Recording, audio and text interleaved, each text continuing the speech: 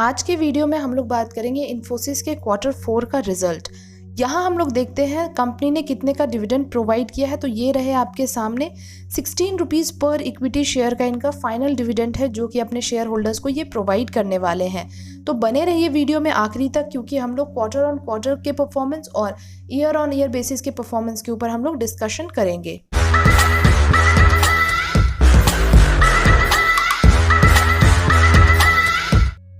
तो यहाँ पे हम लोग बात करेंगे आपके कंसोलिडेटेड जो रिजल्ट है उसके ऊपर। यहाँ जितने भी नंबर्स हैं वो आपको करोड़ में देखने को मिल रहे हैं। बात करेंगे हम लोग सबसे पहले जो इस क्वार्टर के नंबर्स हैं 2022 के मार्च के, उसके बाद जो पिछले साल सेम क्वार्टर के नंबर्स थे वो, और जो पिछले क्वार्टर रहे हैं दैट मीन्स Q3 के नंबर्स के ऊपर। तो सबसे पहले डिस्कस करते हैं हम लोग रेवेन्यू फ्रॉम ऑपरेशंस जो जनरेट हुआ है इनका, वो किस तरीके से आ रहा है।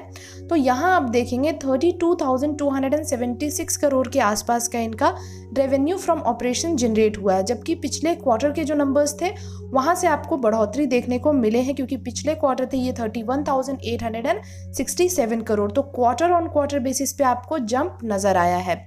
ईयर ऑन ईयर बेसिस पे बात करें तो अगर हम लोग पिछले साल के जो नंबर्स नज़र आ रहे हैं, जो पिछले साल सेम क्वार्टर के नंबर्स थे 26,311 करोड़ थे, और इस साल क्या सीधा सीधा आपको नज़र आ रहा होगा कि यहाँ पे भी आपको बढ़ोतरी नज़र आया है। तो YOY बेसिस पर भी आपको नंबर्स में एक उछाल देखने को मिला है।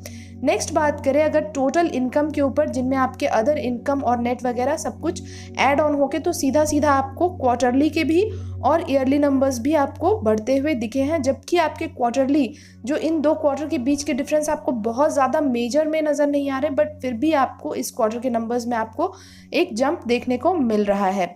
वहीं अगर हम लोग बात करते हैं इसके जो हम लोग टोटल एक्सपेंसेस देख रहे हैं, जो यहाँ है आपके नंबर्स टोटल एक्सपेंसेस के, which includes other variables also, which is employee benefit expenses, cost of technical subcontracts, travel expenses, साथ ही आपके cost of software packages and others and many more। तो ऐसे आपके काफ़ी और सारे expenses add on होके total expense बनते हैं।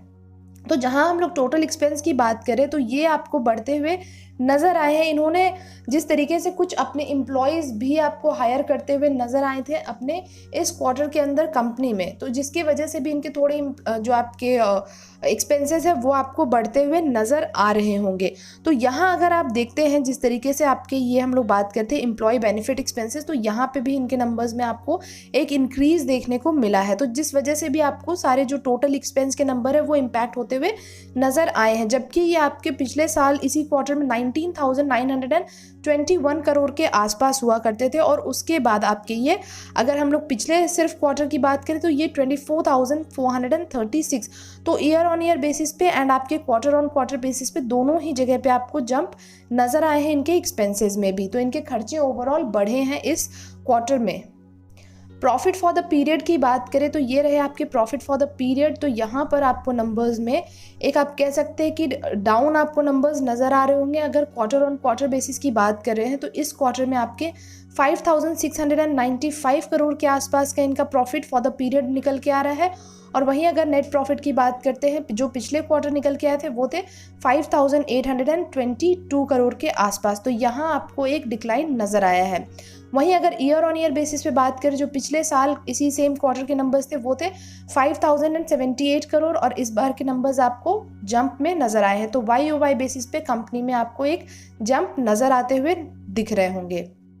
अब यहाँ पर हम लोग EPS की अगर बात करें तो EPS के भी जो नंबर्स रहे हैं आपके, यहाँ आप देख सकते हैं इनमें आपको बढ़ोतरी देखने को मिले हैं YOY बेसिस पे, और क्वार्टर ऑन क्वार्टर बेसिस पे आपको थोड़ी सी इसमें एक हल्की सी डिप नज़र आई है ऑलमोस्ट 30 पॉइंट के आसपास, क्योंकि देखेंगे जो पिछले क्वार्टर्स के थे वो थे 13.86, और इस जो क्वार्टर रहे हैं उसमें है 13.56, जबकि पिछले साल के क्वार्टर में ये 11.96 थे। तो बेशक आपके YOY बेसिस पे जंप है and quarter on quarter basis पे आपको यहाँ पे डिप नज़र आया है। अब सीधा चलते हैं इसके चार्ट के ऊपर और थोड़ा सा उस पर भी हम लोग नज़र डालते हैं। उससे पहले कुछ और चीज़ें हैं डिस्कस करने के लिए। तो यहाँ पर अगर हम लोग नज़र डालते हैं तो जो इनके रेवेन्यू जनरेट हुए हैं, जो डिफरेंट बिजनेस सेगमेंट से इनके हुए, उसके ऊपर भी थोड़ा सा हम लोग रफ में एक हल्का फुल्का सा एक आइडिया लगाते हैं। तो फिनेंशियल सर्विसेज की बात करें तो यहाँ पर आपको नंबर्स जो हैं वो बढ़ते हुए नज़र आ रहे हैं, चाहे वो क्वार्टर बेसिस पे हो चाहे फिर वो ईयर ऑन ईयर बेसिस पे हो।